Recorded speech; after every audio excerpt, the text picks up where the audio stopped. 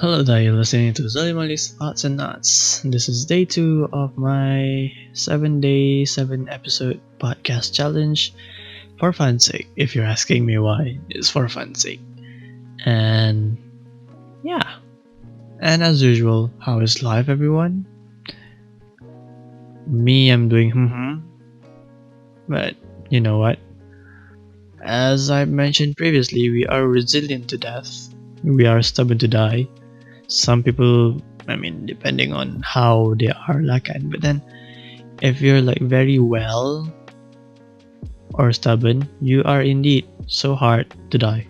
Anyways, mentioned previous, I want to talk about stargazing, and I don't think that people would be love to listen about stargazing, so I would tell a ghost story about stargazing and how to get like a clear sky where you can stargaze.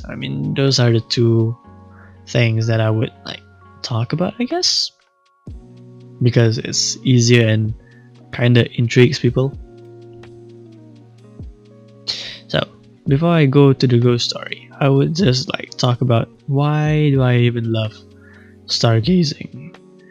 Because one time I was I don't know when, me and my family were heading to Terengganu, or we were in Terengganu already, but we were heading somewhere, I have no idea where. And we were still on the road. It was at night, no city lights, in the middle of the road, very dark. Since it was when you're a kid and you're on a trip, you'll be like, are we there yet? No. And so I leaned my head on the window and I looked up. I witnessed Milky Way.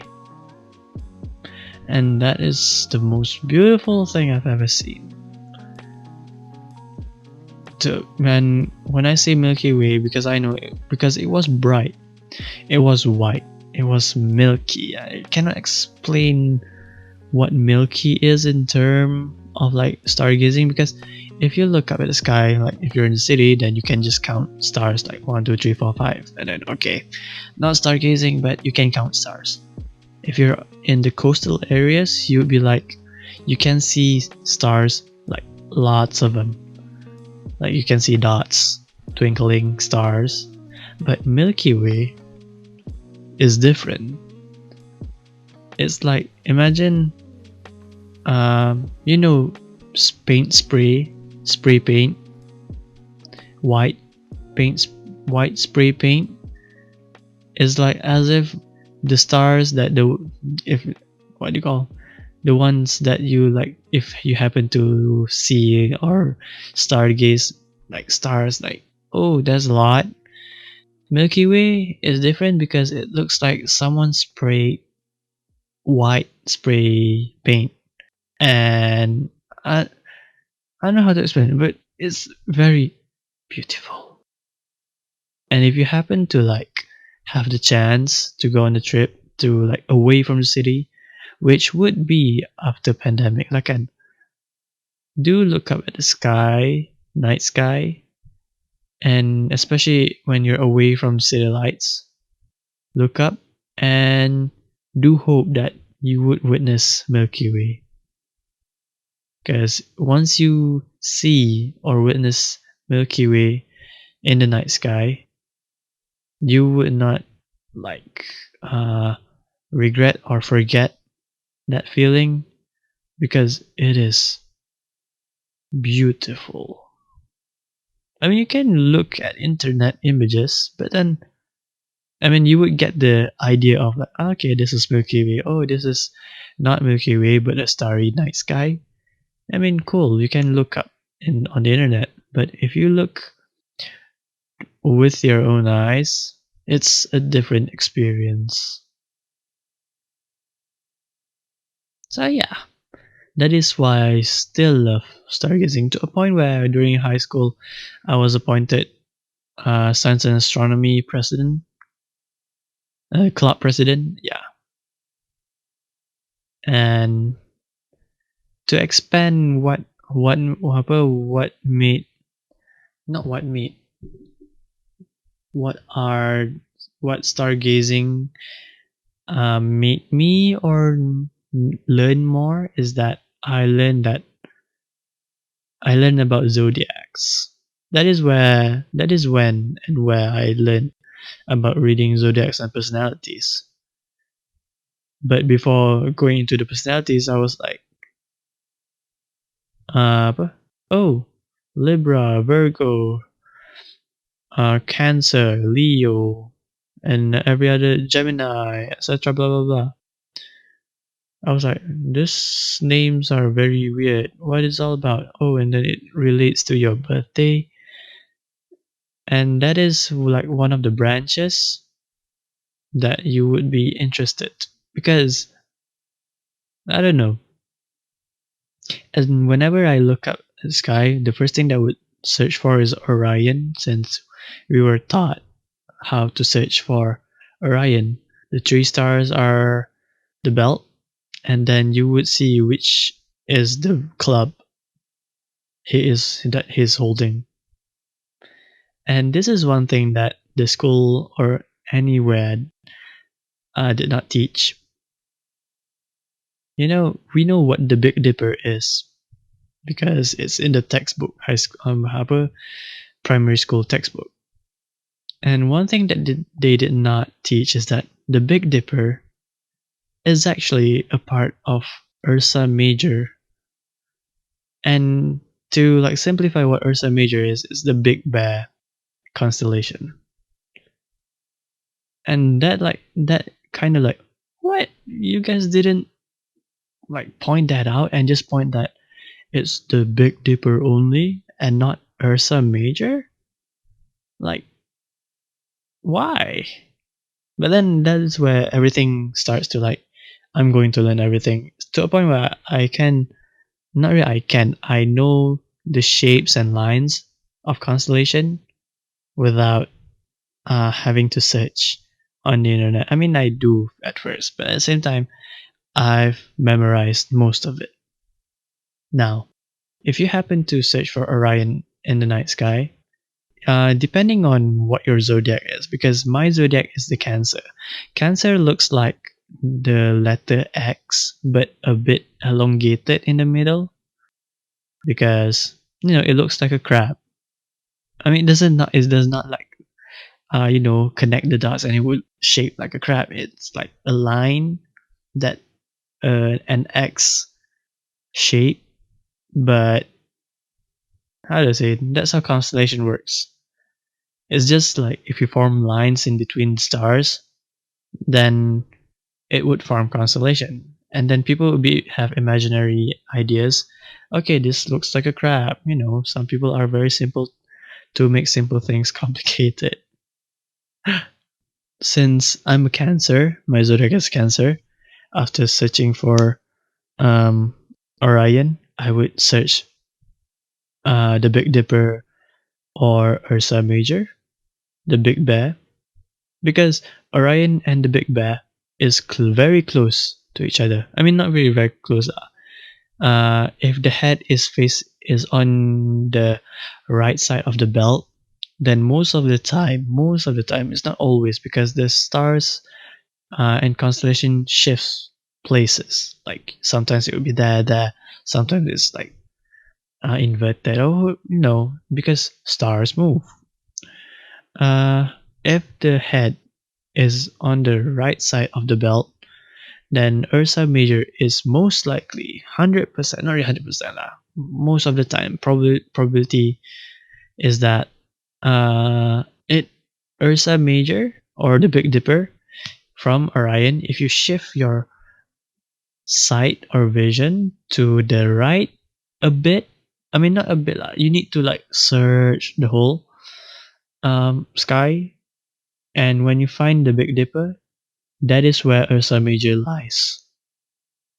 And also, since why is there Ursa Major? Is there Ursa Minor? Yes, there is. Ursa means bear, I guess not, because it shapes like a bear, so why do they name Ursa?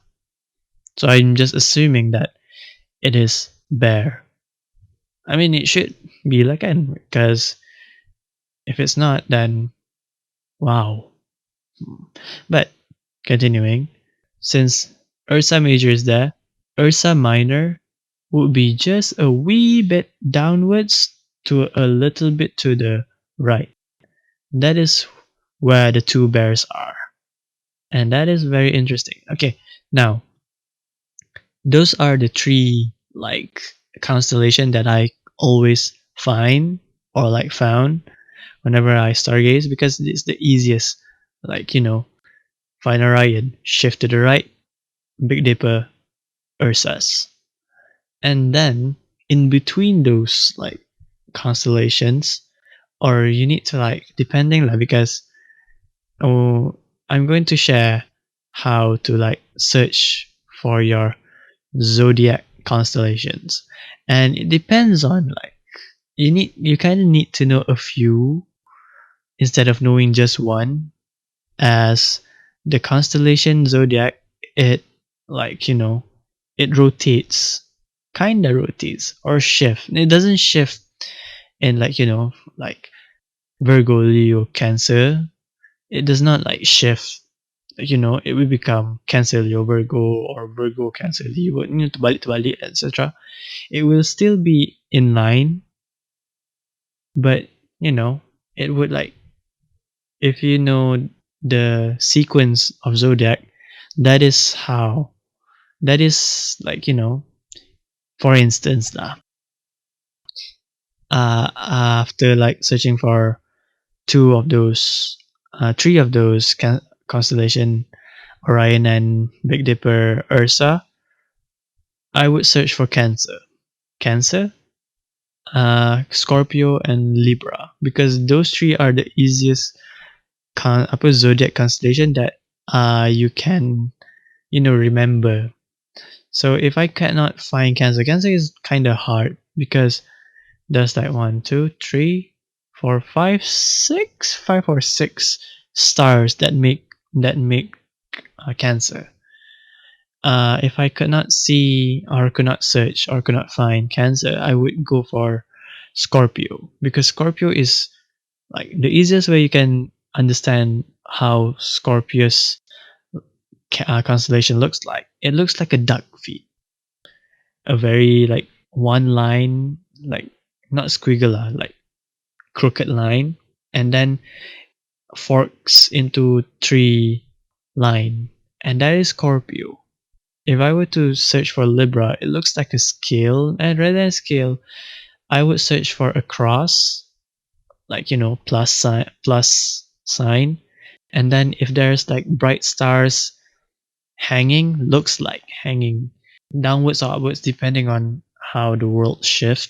If there are like stars that makes up the scale, that is Libra. And yeah, if you happen to like depending on what zodiac constellation that you want to remember, if you like find two, and if you like connect like one line between those two constellation zodiacs, along the lines, if you extend the whole line, is the whole zodiac.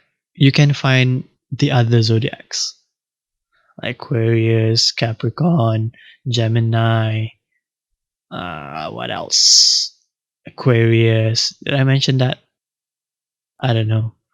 But then yeah, in one straight line, the zodiac constellation is definitely it is actually in one line only. So if you remember two, and then you search for it, and then you happen to like, hey, that's that and that's that in one line, that is indeed the zodiac constellations.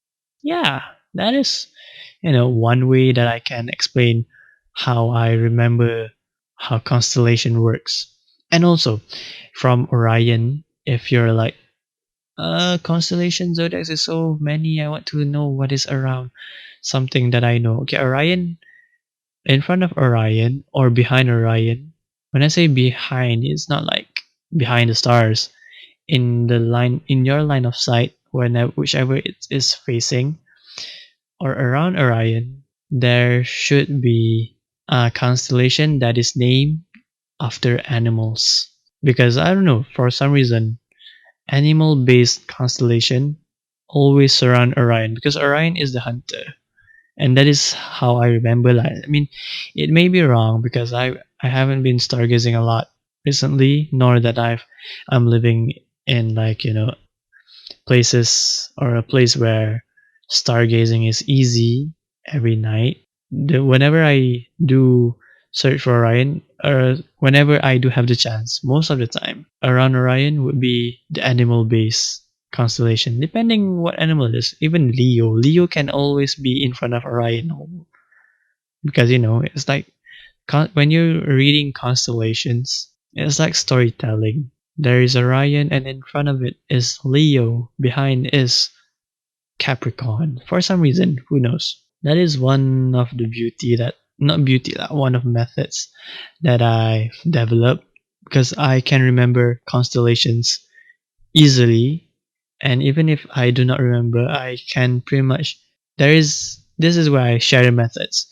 One of the methods, if you want to know what constellations or like you want to stargaze, there's a thing called star charts, which is impossible, not really impossible for you to get that because it's kind of a hassle, as you might want to search or type in your latitude, longitude, your location, and then you will get your star map. And then when you look up the whole circumference or the whole globe dome that you're looking at, that is your star chart. But the easiest way, the easiest method that I can share is just download an app. There's a lot, but I use one app. It's called Night Sky, and it's very useful, especially whenever I just like, okay, where is Orion? Because I want to just skip Orion and I want to just like, look at the other constellations. Speaking of like using the app, you can also know which is satellites, which is planet. However, since I love stargazing, I've developed this, like, I mean, it's not like 100% accurate, but most of the time, I can detect where Mars is. And even I can know, like, oh, that's a satellite. Long story short, I can differentiate whether if it's a planet or a normal star or if it's a satellite. Satellite, star, planet. Yeah.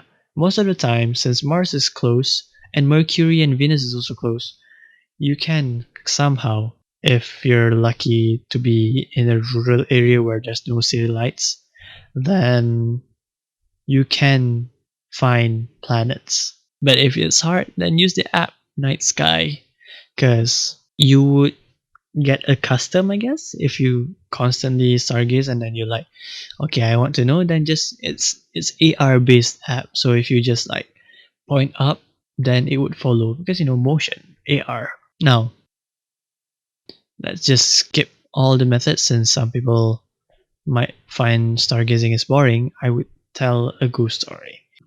Let's spice up the mood by using a little bit of BGM. And yes, here's how the story goes.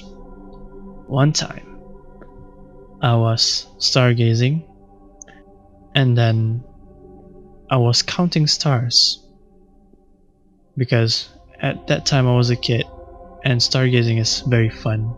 And counting stars seems like very, something that you just want to do. 1, 2, 3, 4, 5, 6, 7, 8, 9, 10, counting stars. And as I was counting stars, I heard like something or someone walking towards me, but then I couldn't give a damn because at that point I was like, stargazing is fun, do not disturb me. And when I reached to like, I don't know what number, I forgot, but reaching that number and then a tap to me, that someone tapped on my shoulder. For some reason that person is in front of me. And then when I look in front, are you calling for me? Now, that story might not be scary, but it did not happen to me. Because, truth be told, when I was like dwelling into like stargazing, and this machi of mine be like, don't count the stars, you will call ghosts. I'm like, okay. And I was terrified as a kid, so I stopped stargazing. However, as I discovered, as I grow up, and then it's bullshit. And even if I do stargaze, you might not be able to count stars either, depending on where you are. If you're in the city, then you might just see 1, 2, 3. But if you're in a place where you can have clear skies, then hey, just enjoy the skies. Just enjoy the starry sky. I guess that is all about it. That is one of the things that I can talk about. Stargazing. I mean, I could dwell in more, but then I don't know. It's not fun to talk about stargazing because it's more fun to do stargazing itself. To do it is better. To have to experience it is better than to listen its theories and everything. Yeah, that's what I think lah. So I'll just stop here. I guess that is all from ZoliMoli's Thoughts and Nuts, day 2 of the 7-day 7-episode podcast challenge. It has been... Bye bye.